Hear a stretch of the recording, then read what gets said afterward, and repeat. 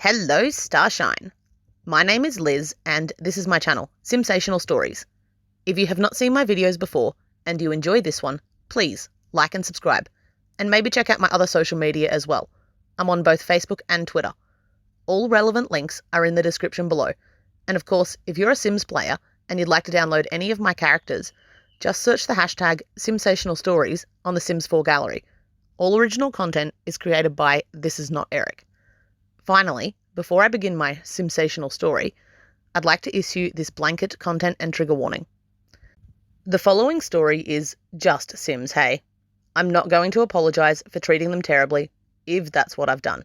But I do want to assure you now that although I mean absolutely no harm, I completely understand if you feel unable to consume my content. Many loves, and we will catch each other on the internet elsewhere. Okay, so now we've gotten that over with. Let's go. Today's story is from Audre Whitman, The Audacious Maid, and we're at chapter 7. If you have not seen previous chapters and would like to catch up, there are playlists available on my channel so you can hear the entire story in chronological order.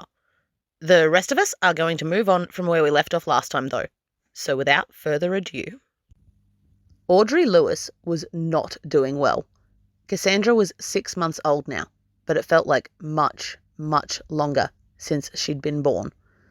Every day was a struggle for Audre, and some days she secretly contemplated, well, things she knew she shouldn't. Not that she ever really would, of course. It was just so hard, looking after a newborn all by yourself. Not that Audre was a single mother or anything, although of course there was nothing wrong with that.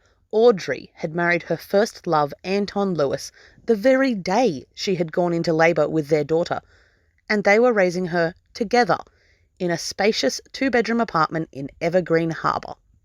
However, Audrey's husband Anton had recently gone away to work on a military base in Mount Komorebi.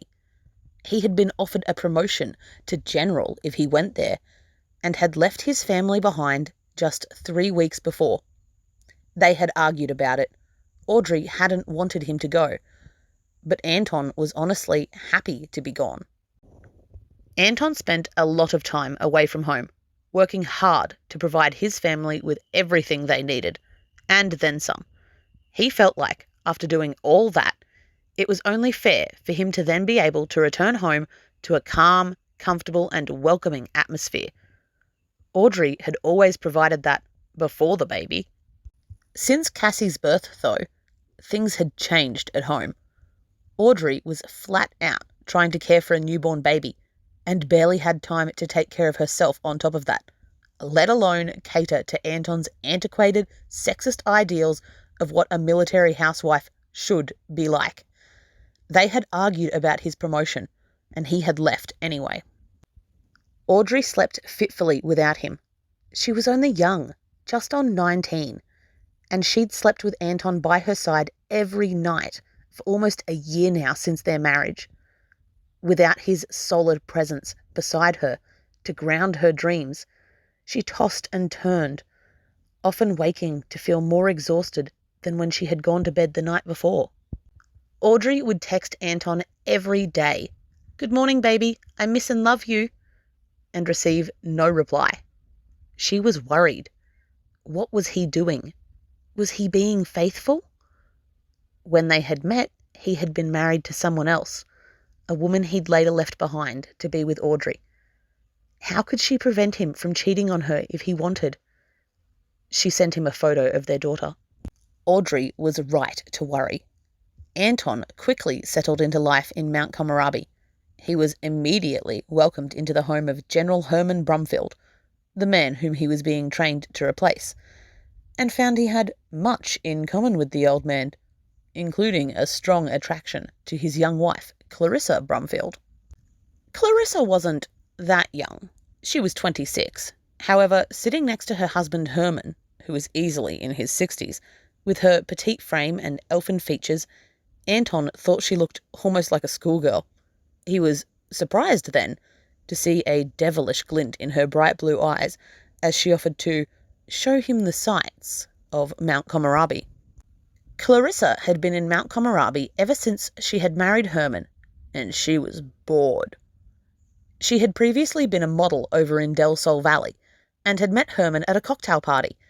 The handsome general was whispered to be fabulously wealthy, which was true, and on the lookout for a wife, also true. Although she'd only been 22 at the time, Clarissa's modelling career had already begun to stagnate, and so she had made the pragmatic decision to take General Herman up on his offer. The man was 63 years old and would surely die soon, leaving his immeasurable fortune to her to spend the rest of her life in considerable comfort. That had been 4 years ago now, and, as she boldly told Anton over lunch, much to her disappointment, her husband still showed no signs of ill health. Herman was as healthy as a horse. Clarissa had never expected their marriage to last this long, and although Herman had been good to her, she was keen to spice her life up a little. Anton didn't take much convincing. Let's face it, Clarissa had had him talked into bed long before their lunch date. Anton was an active sim with needs, and it had been a long month since he'd left his wife behind. He didn't care that Clarissa was his boss's wife any more than he cared about being married himself. Meanwhile, back home in Evergreen Harbour, Anton's own young wife, Audrey, was left wondering what her husband was up to and struggling to take care of their infant daughter. Audrey had never had much to do with children before Cassandra had been born, and motherhood had come as a huge shock to her system. She tried to keep up with everything. She really did. Some days Audrey would wake up to her baby's seemingly endless cries with a stubborn smile on her face and proceed to power about the small apartment, quickly cleaning away all traces of the last week's stagnation. She would dust, vacuum, and wash everything. It didn't matter, though. Nothing she did mattered. Nothing she did ever changed anything. Because even on her good days, even when she did everything right, in the end, Audrey was still ultimately always left sad and alone as she cried herself to sleep. She was just so damn depressed, and she didn't know how much more of this she could take. And that brings us to the end of Chapter 7 of Audrey Whitman, The Audacious Maid. If you've enjoyed this video, don't forget to like and subscribe so you can tune in soon to hear the next chapter. And hey, maybe think about sharing my channel with a friend. Or don't. It's your life. Anyway, bye!